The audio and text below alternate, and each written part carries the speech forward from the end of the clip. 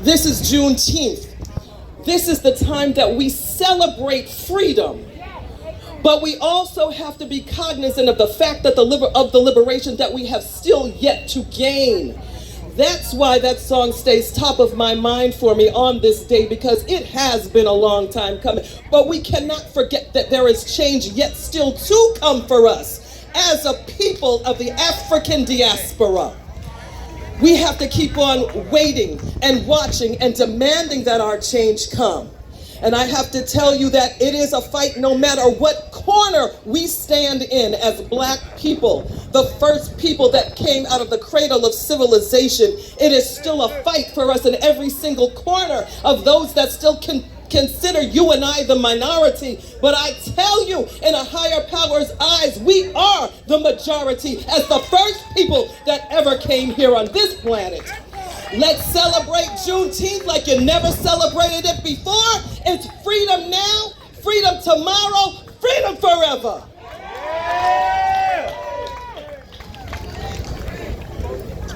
Thank you, Speaker. We have also been joined by another amazing elected official in our community. This man means no introduction, but not only is he a vet, he is the ideator of the Reparations Task Force in New York State. And I think, again, just so proud to call him my senator, and so proud to call him a son and a father and a brother of Southeast Queens. So with that, Senator James Sanders, Jr.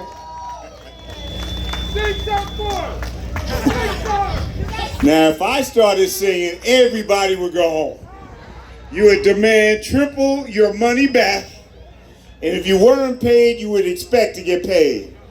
You'll never have me come up and back up our speaker anymore. Put me before, put me to last, but never right after. Let me tell you this. I'm going to tell you something quick, and then I'm going to drop the mic. Not literally, though. Not literally. Figuratively. Now, on Juneteenth, we need to push for reparations. We need to push, and some people say, well, what does that mean? I'm going to break it down to you very quickly. All we're talking about is back pay. Back pay. So when people ask you, what does that mean? You just very quickly, back pay. And if they don't understand that, it's because they don't want to understand. We have a commission studying it. But I assure you one thing, if you sleep, you weep. If you turn your back on this, it's not going to go in a good place. You need to stay vigilant. You need to make sure that until not only do you get your check, but that the check cashes. So stay with it. Again, my name is James Sanders Jr., and I represent free people. If you are not free, I am not your senator. If you are a slave, I am not your senator. If you are a free person, I am your senator. God bless you all. I'm about to come out here. I'm going to catch up with my brother who's yelling right there and some other folk. And I'm going to wander here, and y'all got to tell me where the best food is when I hit the ground. God bless. Elected officials, and we have more on the way, but I do want to make sure that we acknowledge and give the mic really quickly to our New York City Comptroller, who really holds the funds, Brad Lander.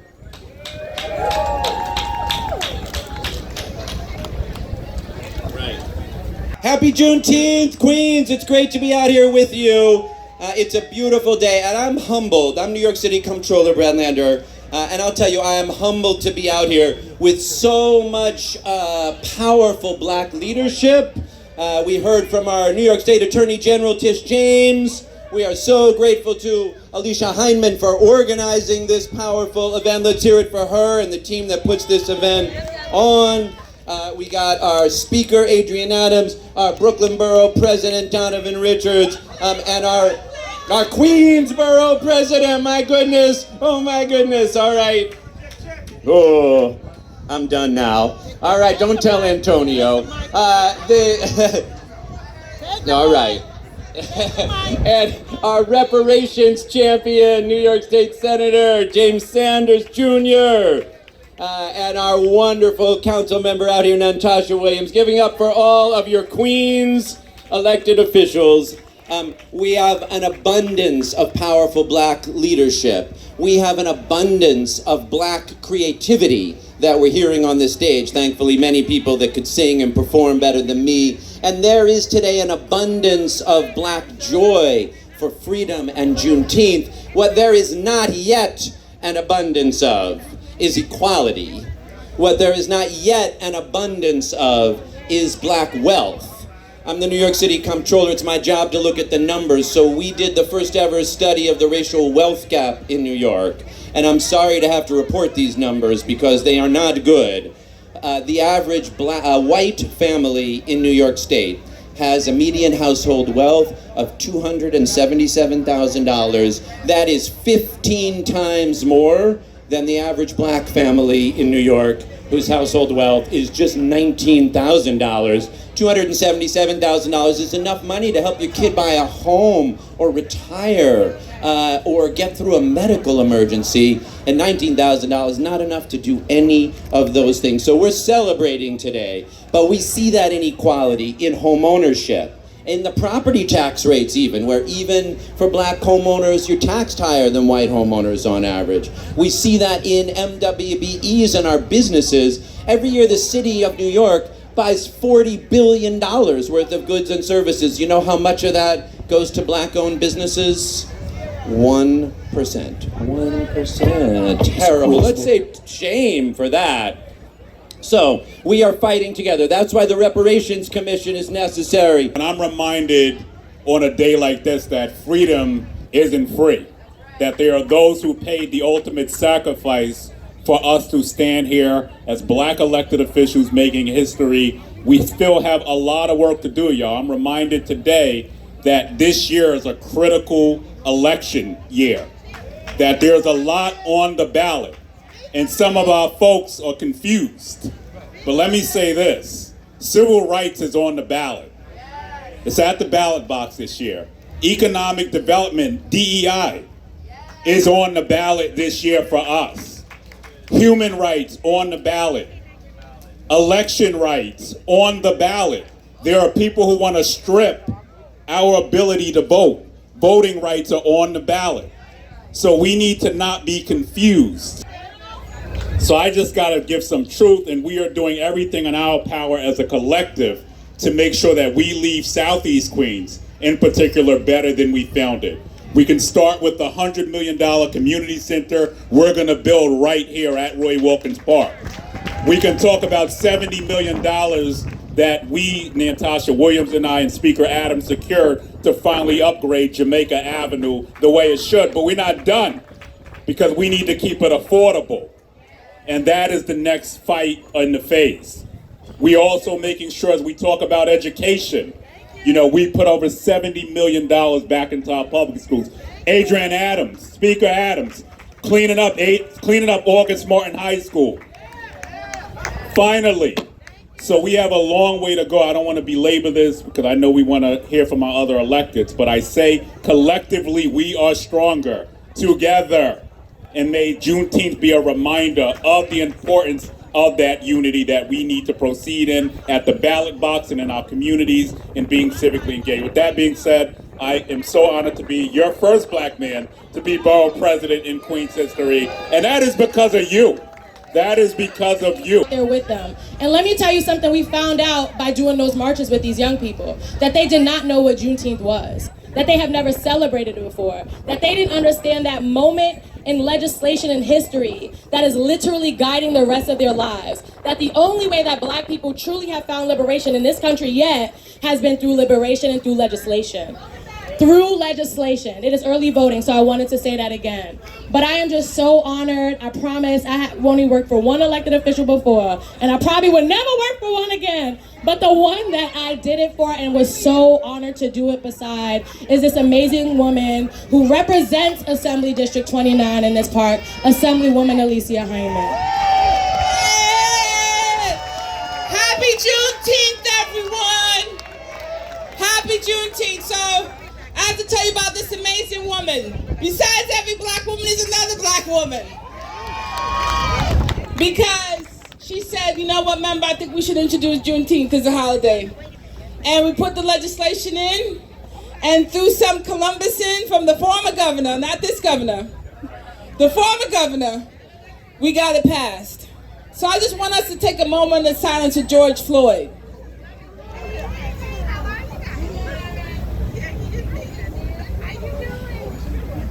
If it wasn't for his sacrifice, I don't know if we'd be celebrating this in this state, in this country.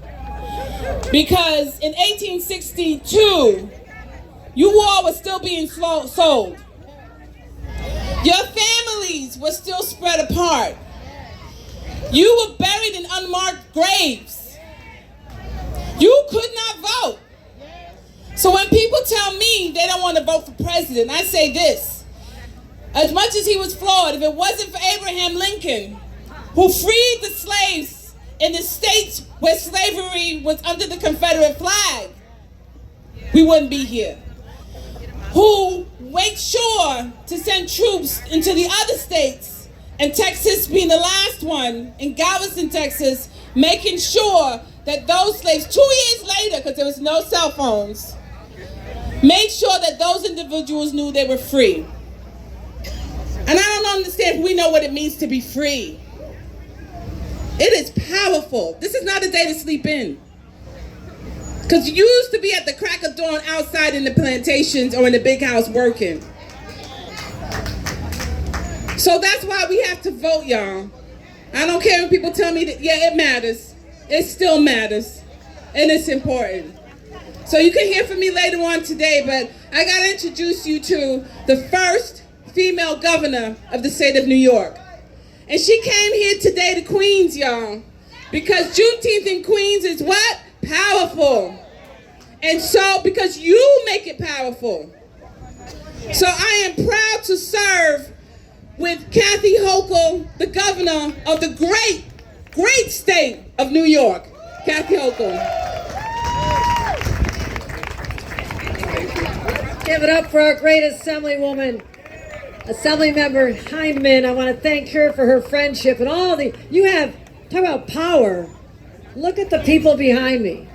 Your elected leaders. They know how to deliver for the people of Southeast Queens, and I'm so proud to be able to have a chance to work with people like Senator Sanders. And I want to thank him for his work with me to sign for the first time in history a commission to study reparations, because the legacy of enslavement has not ended back in the 1800s. It didn't end in the 1900s. It did not end in the 2000s. We are still living with the effects when it comes to redlining and inability to buy homes, and education and healthcare disparities, environmental justice communities that are crying for help.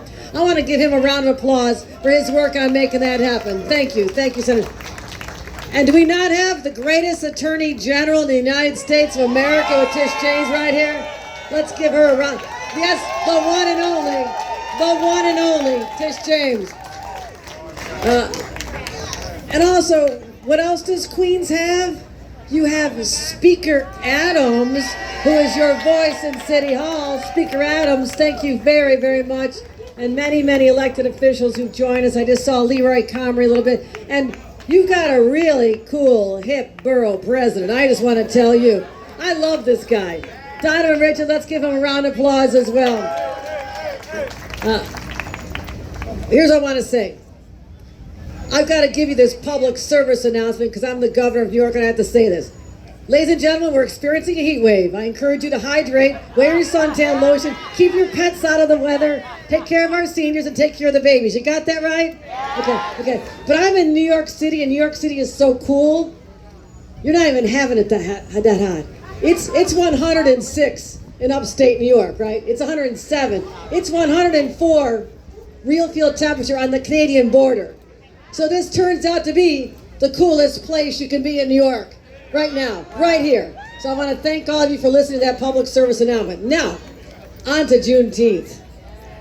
This gives us an opportunity to hearken back to the ghosts of the ancestors and reflect on their struggles and the inward, not just back then in time of enslavement, but for generations.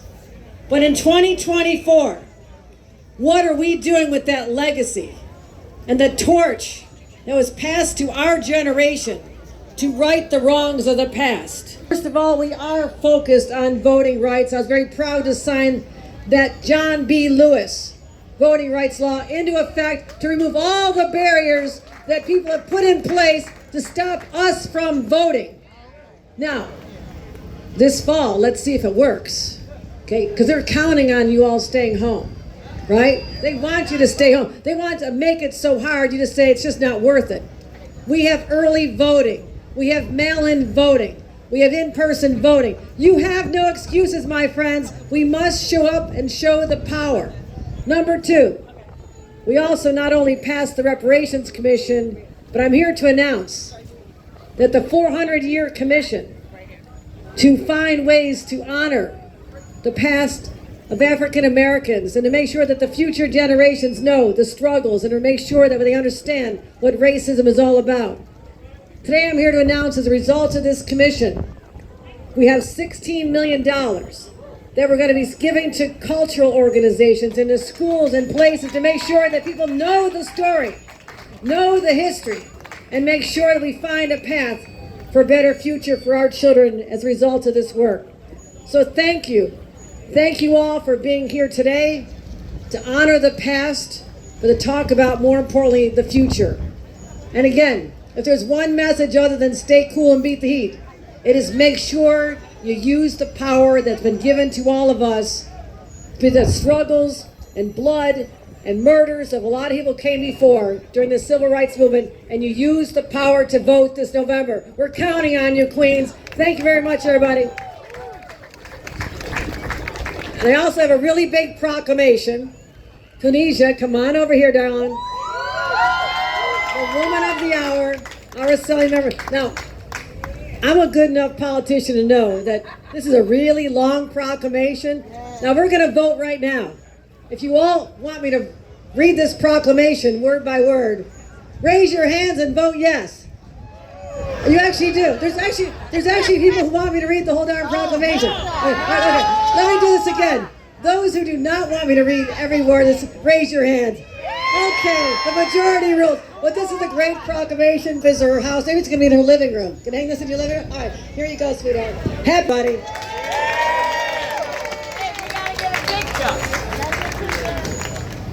We gotta get a picture.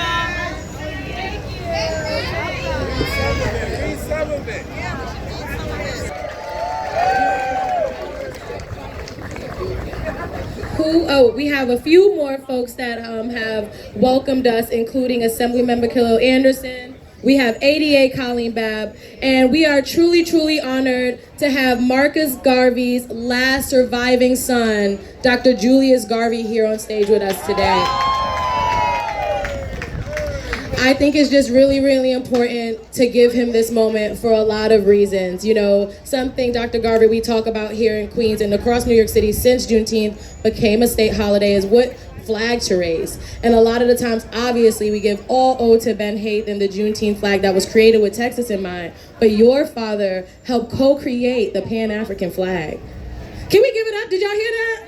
That red, black, and green? Without further ado, Dr. Julius Garvey. Thank you, thank you, thank you. It's good to be here because it's like coming back home. Okay, great. And you know, I've worked in this area for more than 20 years, probably about 30 years, as a physician. That's my job. And I was a physician here in Queens and of course, and in Nassau. For that period of time, I was at Long Island Jewish Hospital mostly, as well as Queens Hospital. So this is like coming back home, and it's a period of reflection and recollection, and we recollect our ancestors. Well, you were recollecting my father, Marcus Mosiah Garvey, who certainly 100 years ago set the stage for Africa, true African liberation of us as a people. And it was taken up. Of course, he met resistance from the power structure, and J. Edgar Hoover, COINTELPRO, took their toll. He was set up in terms of a trial that had an empty envelope, and imprisoned, etc. This was to destroy a movement that had more than 6 million people who were fighting for independence and actually liberty within the American system as well as around the world, because we're all one people. And if we understand that we're one people and we have one culture, then we'll be able to overcome what's necessary. And of course, the torch was passed to people such as Malcolm X, Martin Luther King, and now it's being passed to this generation. And it's a struggle. And you mentioned, in terms of police brutality in the streets, etc. It's continuing, and if you look at the statistics at the present time, the average black family has 1/6 of the wealth of the average white family. Our mortality rate is higher. Infant mortality, maternal mortality. We suffered more from COVID. We have more of the different diseases, hypertension, the cardiovascular diseases, cancer, etc., etc. We go to prison 5 times as often as the white population. We are 40% of the prison population when we're just 15% of the population itself. And you can go on with the statistics of the disadvantage of African people. So there's continued white privilege, there's continued disparity. President Biden was at Morehouse recently and rhetorically asked the question, is this a democracy? Well, let's ask the question today, is this a democracy? Can it be a democracy when there's no justice and there's no equity and there's really no freedom for a young black boy or girl to be the best that they can be within the American society? So we have that fight to really make America a democracy. Now, just getting down to business, we know who not to vote for. And we know who to vote for. And we know that we should not vote. But in voting for who we're going to vote for, and I'm talking about President Biden, we have to hold his feet to the fire. Because the damage that has been done to us has to be repaired. At the center of his agenda for the rest of this term and for the next term has to be reparative justice. Because it's gone on for too long. It's gone on, we can't take it anymore. We can't take it anymore. We can't take it anymore. So it's time for a change. And we have to have our agenda items through our local politicians, through our governor, to hold the president's feet to fire. So make sure that we vote and make sure that we have an agenda that our politicians are going to take to the Congress and to the president and make the changes that will make America a democracy so that we can have freedom, justice, and equity. Thank you. Thank you, Dr. Garvey.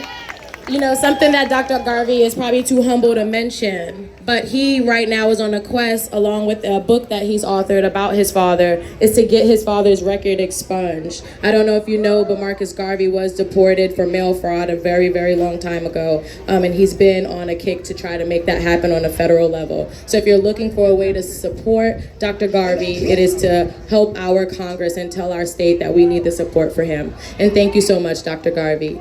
With that, we have 3 more amazing elected officials that we want to have speak. I'm going to just start in order here. Congresswoman Meng, I know she's just looking around like, what's going on? We're going to have Congresswoman Meng, Assemblymember Anderson, and ADA Babb. Congresswoman Meng, please. Good afternoon, everyone. I'm Congresswoman Grace Meng from the other side of Queens, and thrilled to be here once again as we celebrate Juneteenth as a community. Thank you to Tunisia, to our good friend and fearless leader, Assemblymember Alicia Heineman, who made this holiday possible in the state of New York. And to all the volunteers, every year we come back and there are more and more vendors and supporters, and most importantly, participants. People who may have been celebrating Juneteenth for years, and maybe people who are learning about Juneteenth for the very first time. And that's why it's so important for us to get out here. It's not just a day off or a holiday, as awesome and symbolic as it is. It is a day of education and a way for us to figure out how we can continue to walk this path of achieving more equitable justice and inclusion for every single American. I work in Washington, D.C. most of the week. I work in the Capitol building. I work alongside President Biden and our Vice President Kamala Harris. And we work in buildings that were built by slaves.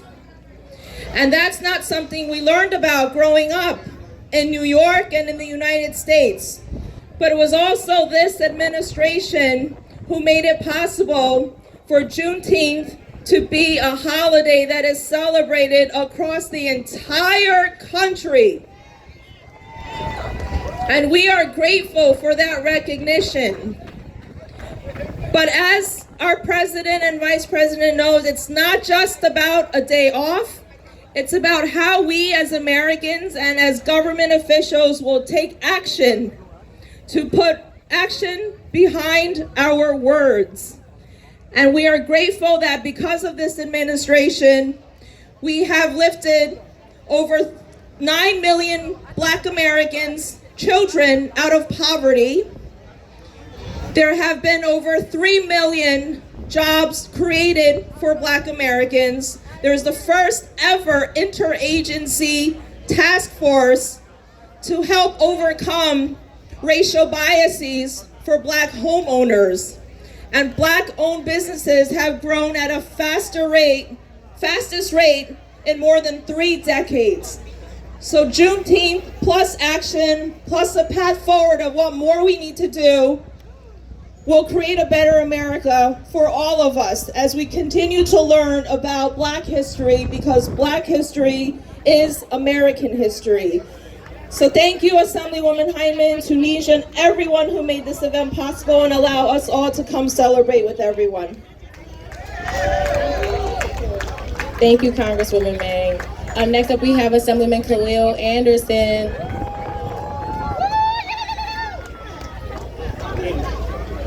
So before I even get started with my remarks, I want us to just pause and take a moment and give a big round of applause to the 2 queens that have made this happen, Tunisia Morrison and Assemblywoman Alicia Hyman. Let's give them a big roaring round of applause, because it's because of their leadership that we're here to celebrate Juneteenth in Roy Wilkins Park and celebrate it as a statewide holiday here in the state of New York. So I thank them both. I am State Assembly Member Khalil Anderson, and I'm proud to be the youngest, loudest Black voice in Albany, fighting for working class people here in Southeast Queens. Welcome, welcome, welcome to Southeast Queens, as if this is your first time. If not, welcome home. I'm grateful to be out here today as we celebrate and commemorate our true freedom. When we look at the reason why we acknowledge and celebrate Juneteenth is because there were people in the state of Texas that did not know that they were free. And so I'm really grateful that we're having this moment here today to commemorate that, to support all the Black vendors that are here today. Make sure you take out your wallets and support them. But most importantly, that we acknowledge whose shoulders we stand on that allow us to be free in this park today, that allow us to be free in our communities today. Now, as I close, I want to make sure that we don't rest. Yes, we are free, but there's a new Jim Crow that's lurking among our midst. And so if we don't watch, we'll be back in chains. We'll be back in shackles if we don't watch our back and stay focused and attentive to our vision. So again, Khalil Anderson, State Assembly Member, 31st District, proud and excited to be out here today. Happy Juneteenth, Southeast Queens. Thank you, Assemblyman. Next up, we have actually whose district this is on a city council level, who's been extremely helpful and always extremely supportive, and I'm just happy to call her my big sister, and Dr. Big PhD, City Councilwoman Natasha Williams. Yes, another round of applause for Tunisia. Some people have ideas and other people actually execute them. Tanisha is a person who executes on ideas, which is very rare. So shout outs to her for continuing to execute this amazing event. And shout outs to my big sister, Assemblywoman Alicia Hyman, for her work, her advocacy, and her support to make sure things like this happen in our community. Listen, everything that probably needed to be said has been said. You've got singing, you heard about reparations, the governor told you about all the money she's bringing, so did the borough president. You heard about our justice system in the state of New York. What I simply want to talk about is Black joy. And when I look out into this park does not get utilized as much as it should. This is a park for us. I am just warmed and excited about the Black joy that I'm seeing here. Black joy is a form of resistance.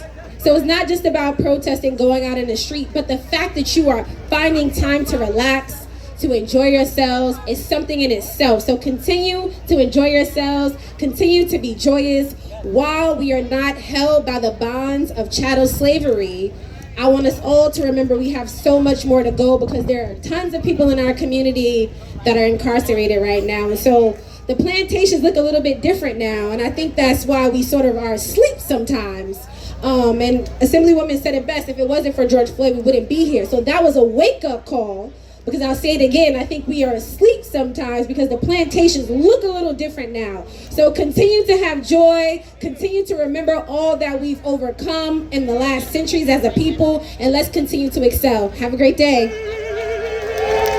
Thank you, Councilwoman. We've also been joined by Councilwoman Selvina Brooks Powers.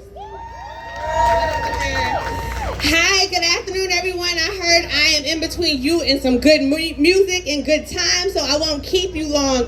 I am Councilwoman Selvina Brooks Powers, representing the 31st Council District. So if you live in Springfield Gardens, Laurelton, Rosedale, or the Rockaways, I see we got quorum here. It's good to see y'all on this beautiful Black Day of Juneteenth. And I know my colleague, Councilmember Natasha Williams, just shared some of the wonderful work that we're doing in the council, as well as our speaker, Adrian Adams. But know that in the most diverse city council in the history of New York City, where 31 of 51 of them are women right now, we are continuing to push issues that impact Black households, and that is in terms of affordable home ownership, making sure there's equity and access to that, looking at how we are fortifying our small Black businesses as well. I want to take a moment to also salute and thank Assemblywoman Hyman for this labor of love, as well as Tanisha, because holding an event like this every year is not easy. So as you're celebrating and you're seeing the staff, the volunteers that are here, make sure you thank them, because today is a day that we educate, but most of all that we love on one another. And that's what strengthens the Black community. So thank you and happy Juneteenth. Thank you, Councilwoman. We are also done. We have two more, and I promise we're getting back to the amazing festivities. We have Judge Cassandra Joseph here to say a few words. Good afternoon, Queens. Happy Juneteenth. And so first I have to say, I'm one of your judges. My name is Cassandra Johnson. I sit in the Supreme Court. And of course I play a different role than our legislators, right? But what is important for me on Juneteenth is the U.S. Constitution. The U.S. Constitution, and even in the preamble, talked about justice. It created our courts. But the benefits and privileges under that document that created this country was not for my benefit, because I'm Black. However, I stand here today as one of your judges, and I sit in the Supreme Court here in Queens County. So on this day, I'm especially proud to be here to celebrate Juneteenth as one of your judges, and also to remind you of our commitment to equal justice under the law for all persons, our insurance to ensure that every person, when they come to the courtroom, is treated with dignity and respect, that they're heard, and there's a fair administration of the law. So I thank you all. I wanted to just leave you all with that. Of course, I want to thank our Tanisha and Assemblywoman Hyman for putting this all together even before it was recognized as a holiday, but we celebrated. And I thank you all for this time. Happy Juneteenth. And last but certainly not least, and so patient, is our assistant district attorney, who I am just so proud to call a friend, Colleen Babb. Thank you. They saved the best for last is what they told me. See what happened when you come on time? You still last. But I am Executive ADA Colleen Barrett from the Queens DA's office, and you guys are talked out, so I'm not going to be long because the music is behind me. I'm going to say this. Juneteenth was the day that people who were free did not know they were free and became free. They were allowed to walk in their freedom. So I'm going to charge each and every one of you. What are you doing to walk in your freedom? What are you doing to pay it forward so that what was done by our ancestors was not wasted or in vain? I challenge each and every one of you. My thing says believe, achieve, succeed. And so I challenge us all to walk in our freedom. Thank you.